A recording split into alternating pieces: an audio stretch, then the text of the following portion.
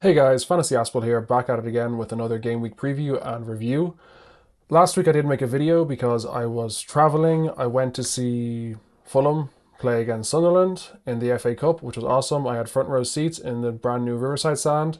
Got to see, it's my first time actually seeing Fulham live this year, despite being a Fulham fan. It was been more convenient for me when I was in London to go to West Ham games because it's like an hour and a half on the tube to get to Craven Cottage from West Ham Stadium. Just on game day, and it was really fun. I got to see a lot of I got to get a lot of new information on players. You guys see a lot more like live than you do on TV. Like for example, João Palhinha is an incredibly aggressive CDM. He is constantly looking at players and setting up tackles like three passes in advance. He was probably one of my favorite CDMs and one of the best like CDM performances I've seen. A player I didn't like live was Vinicius. He was so immobile and just heavy, and despite being heavy, he wasn't winning the aerial duels, which is really unforgivable. If you're not going to be dynamic, you need to be winning your duels, and he just wasn't. And then another player that really caught my eye was Paddy Roberts of Sunderland. He was a real blast from the past. So 10 years ago, he was a superstar at Fulham. I didn't realize he'd gone to Sunderland, but because Fulham sold him for big money to Man City, and he only got released in 2022, and he went to Sunderland, which is just a bit crazy. He spent 10 years on loan and on the bench. And I think that's going to happen to Fabio Carvalho. I think you need to be really careful early in your career to make sure you're getting game time. And that's kind of the trend of why so many players are going to the Bundesliga. But anyway, yeah, good game. Sunderland supporters were great. And yeah, back to the game week. So what happened to me in this game week was perfectly fine. I was really unhappy with my team going into it. I nearly wildcarded. I nearly got rid of Cancelo to bring in Alex Moreno, which would have been a good play. I think Aston Villa are a really good team and are kind of underrated. And I'm a bit annoyed at myself that I don't have any of their players. But I like to be really concentrated and not to have too many players from too many teams. So even though I think Aston Villa are good, I'm not going to go into them yet.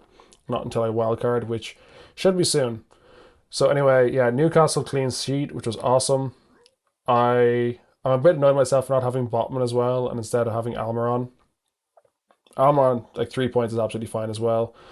The big issue, obviously, with my team was that I had Rashford against the Arsenal defenders, and because João Cancelo DNP'd, I had Harry Kane against Kenny Tete, which, like, I got 8 points between them. It's pretty much guaranteed that either he'd score or Kenny Tete would get a clean sheet. I would have preferred the Kenny Tete clean sheet because no one owns Kenny Tete and everyone owns Harry Kane.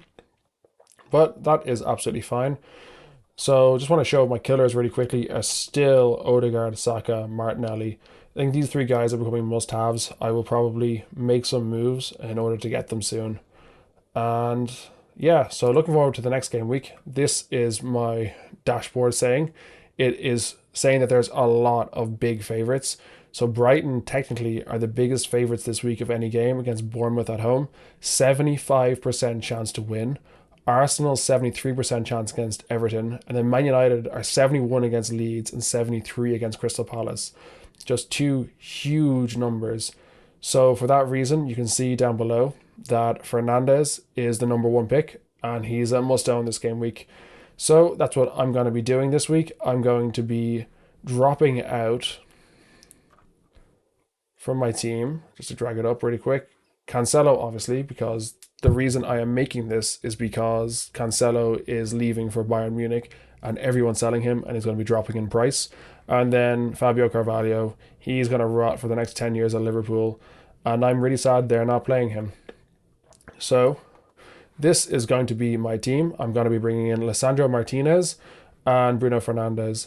Lisandro Martinez is just a budget play. If I had the budget, I'd obviously get Shaw. Shaw is much more highly recommended, but he's the only United defender I can afford. And I think two fixtures where he is massively favoured. I fancy him to beat the 7.6.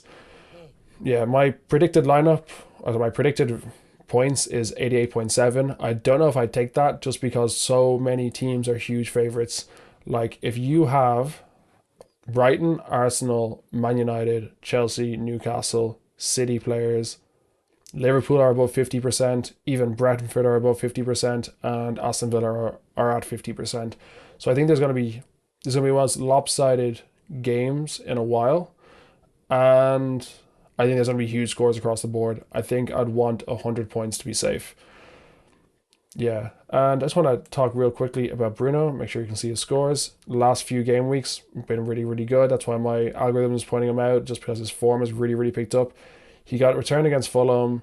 He didn't return against Nottingham Forest, which sucks for everyone then, but he got return against Wolves, return against Bournemouth, 2 returns in the double game week, and then a return against Arsenal.